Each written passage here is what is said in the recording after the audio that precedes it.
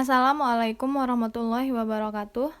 Saya Hayatun Nufus dengan nomor NIM C1B019024. Di sini saya akan menyampaikan laporan praktikum analisis tanah pupuk acara 1 yang berjudul pengukuran kemasaman dan daya hantar listrik tanah. Di sini saya mendapatkan tanah kebun campuran. Ini adalah gambar tanah kebun campuran di Desa Sandik, Lombok Barat. Adapun isinya meliputi yang pertama pendahuluan, yang kedua prosedur kerja, ketiga hasil dan pembahasan, dan yang keempat kesimpulan. Adapun yang pertama pendahuluan meliputi latar belakang, pertama tentang pH tanah. Reaksi tanah atau pH tanah menggambarkan status kimia tanah yang menunjukkan konsentrasi ion H+ dalam larutan.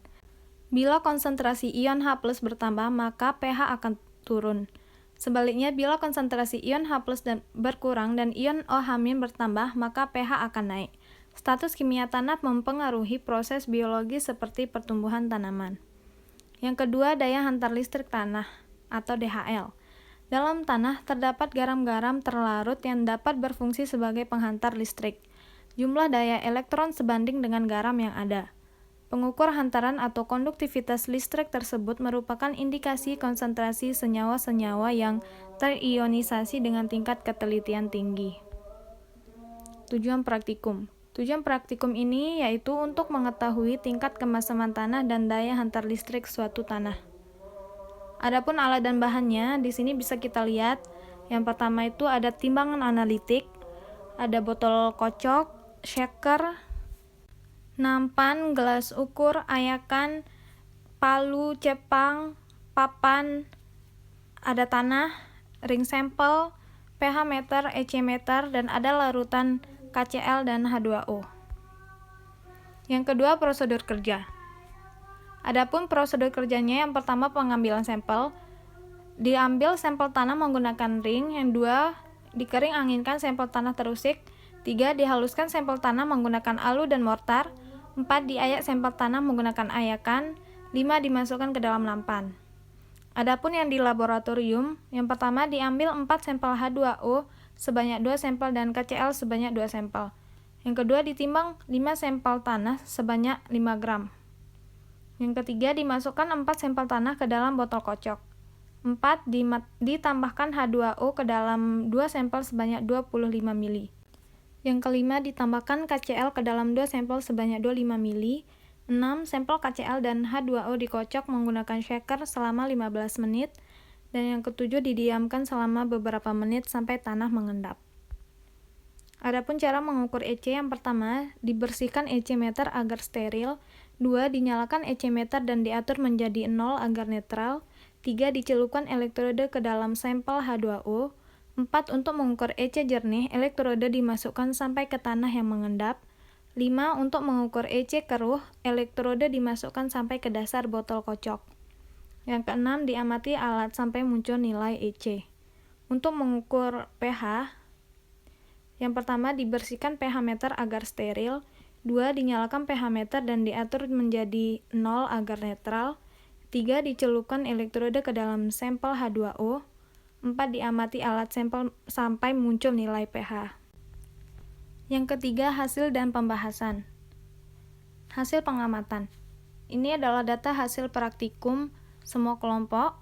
Yang kelompok pertama mendapatkan lahan kering tegalan, kelompok kedua lahan kering liat, kelompok ketiga tanah hutan, kelompok 4 tanah sawah, padi, kelompok 5 tanah sawah, padi, palawija, dan kelompok 6 tanah kebun campuran. Pembahasan. Tanah kebun di Desa Sandik, Lombok Barat merupakan tanah kebun yang ditanami berbagai macam tanaman seperti pisang, mangga, rambutan, kelengkeng, pepaya, manggis, jambu, dan lain sebagainya. Tanah kebun ini termasuk tanah yang alami karena tidak pernah diberi pupuk. Dari data hasil praktikum ini, pH tanah pada tanah wilayah Sandik ini termasuk netral, karena pH H2O dan KCl-nya sekitar 6 dan 7. Tanah yang pH-nya netral memiliki kandungan hara yang baik dan menjadi media tanam yang sangat baik bagi pertumbuhan tanaman. Dari data praktikum ini, pH H2O lebih tinggi daripada pH KCl dikarenakan pH H2O memiliki kemasaman aktif, sedangkan KCl memiliki kemasaman potensial. Kemasaman potensial ini berarti larutan KCl menyebabkan terjadinya hidrolisis Al3+. Pertukaran anion dan kation sehingga ion H+ yang lepas lebih banyak dan pH akan semakin rendah. Sampel tanah yang memiliki nilai EC paling rendah yaitu kebun campuran. Hal ini dikarenakan mineralnya rendah dan zat-zat yang terlarut kurang sehingga kurang baik untuk menghantarkan arus listrik. Dan untuk nilai EC paling tinggi adalah tanah lahan kering liat, dikarenakan sampel tanah tersebut memiliki kandungan mineral dan garam yang tinggi, sehingga membuat daya hantar listriknya tinggi. Efek suspensi adalah pengaruh adanya partikel bermuatan dalam larutan terhadap pH terukur dari larutan itu. Efek suspensi yang paling tinggi adalah tanah sawah, padi palawija. Hal ini dikarenakan clay pada tanah sawah, padi palawija itu tinggi dan tidak mudah mengendap. Selain itu, akibat dari efek suspensi yang tinggi membuat tanah tersebut memiliki pH yang rendah. Yang keempat, kesimpulan.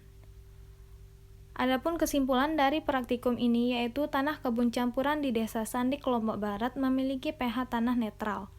Tanah yang bersifat netral ini merupakan kondisi tanah yang paling ideal untuk tumbuh dan berkembangnya tanaman. Tanah yang memiliki pH kurang dari 7, maka tanah tersebut bersifat asam. Jika pH tanahnya lebih dari 7, maka tanah tersebut bersifat basa. Dan apabila pH tanahnya adalah 7, maka tanah tersebut bersifat netral. Apabila efek suspensi suatu tanah itu tinggi, maka clay yang ada pada tanah tersebut juga tinggi. Demikian yang dapat saya sampaikan, kurang lebihnya mohon dimaafkan. Wassalamualaikum warahmatullahi wabarakatuh.